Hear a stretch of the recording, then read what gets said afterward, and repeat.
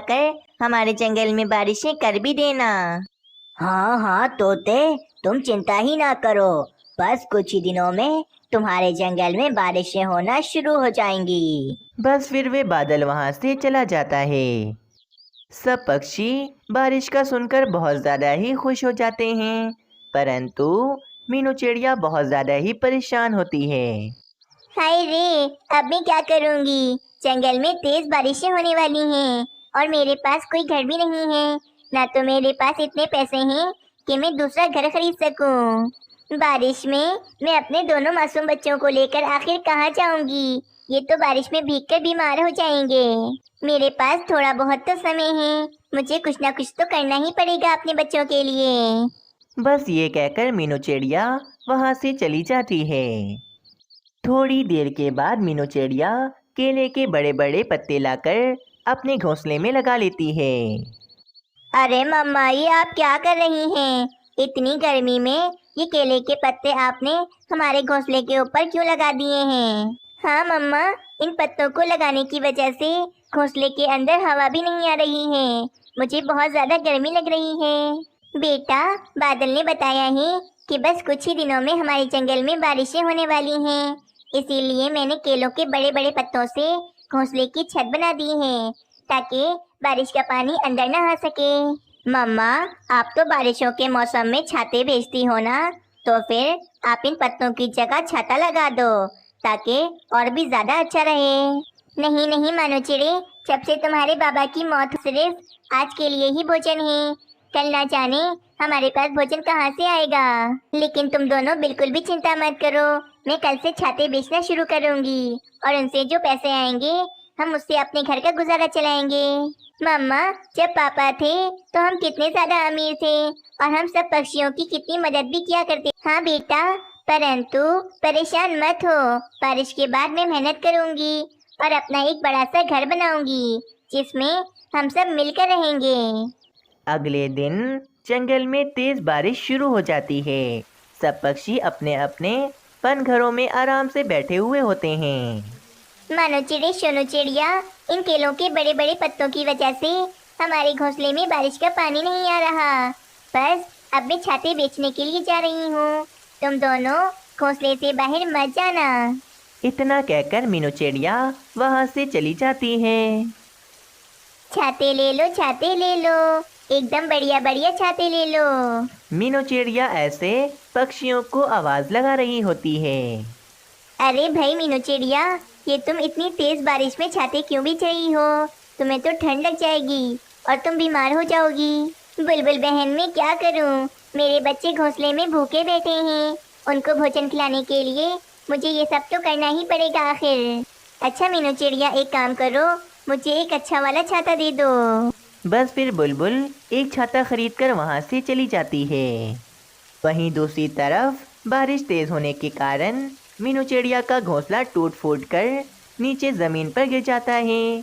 मानो चिड़ा और सोनू चिड़िया भी काफ़ी ज़्यादा जख्मी हो जाते हैं। काफ़ी देर हो जाती है।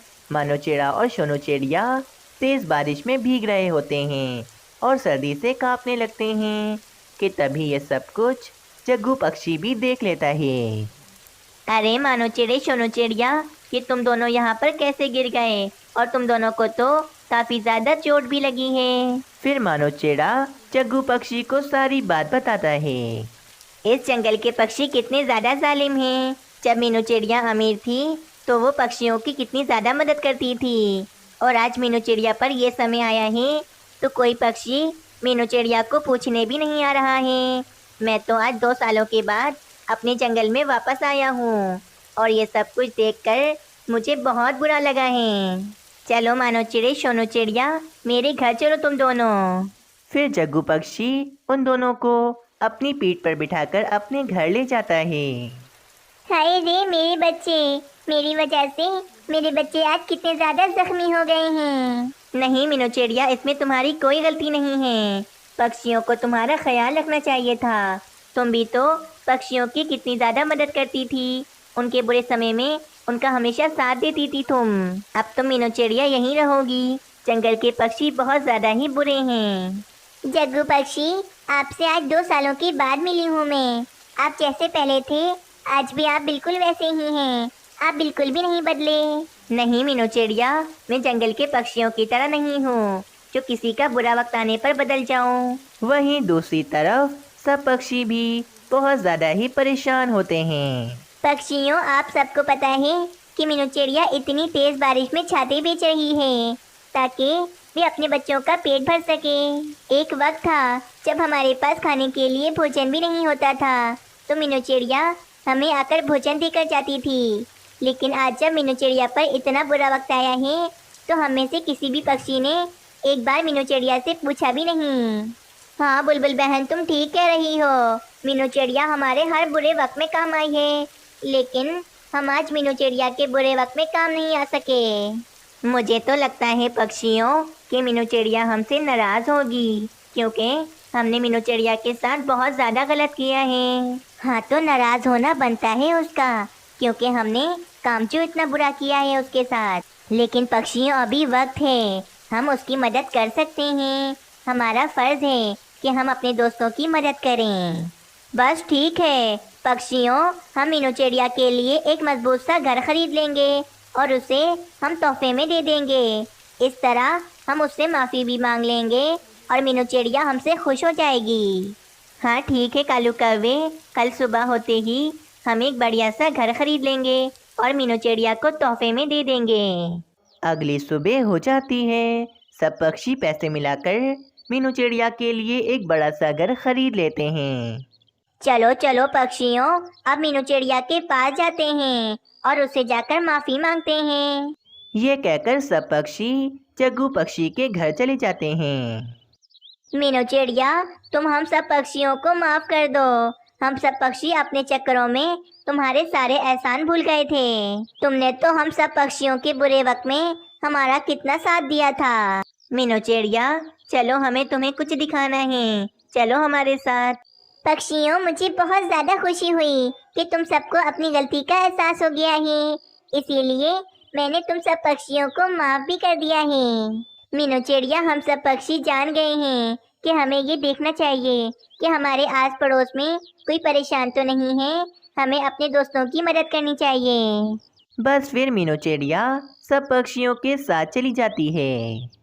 मीनू चिड़िया, ये देखो, ये रहा तुम्हारा नया घर। हम सब पक्षियों ने तुम्हारे लिए ये नया घर खरीदा है। नहीं नहीं पक्षियों, ये घर मैं नहीं ले सकती हूँ आप सबसे। मीनू चिड़िया, ये तुम्हारा ही है, तुमने हमारी इतनी मदद की है कि इसके बदले में हम सब पक्षी इतना तो आखिर कर ही सकते हैं तुम्हारे लिए। पक्षियों, आप सबका बहुत बहुत शुक्रिया। मैं बहुत ज़्यादा खुश हूँ कि आप सब ने भी मेरे मुश्किल के समय में मेरी मदद की। इस तरह मीनू चिड़िया की सारी परेशानियां दूर हो जाती हैं और मीनू चिड़िया अपने घर में आराम से रहने लगती है। जंगल के पक्षी बहुत ही ज़्यादा बहादुर थे। इन्हें किसी भी चीज़ का कोई भी डर ना था, क्योंकि बाजू चील इन सब पक्षियों की बहुत ही ज़्यादा अच्छी दोस्त थी। बाजू चील, मेरी तो यही आशा है कि हमारी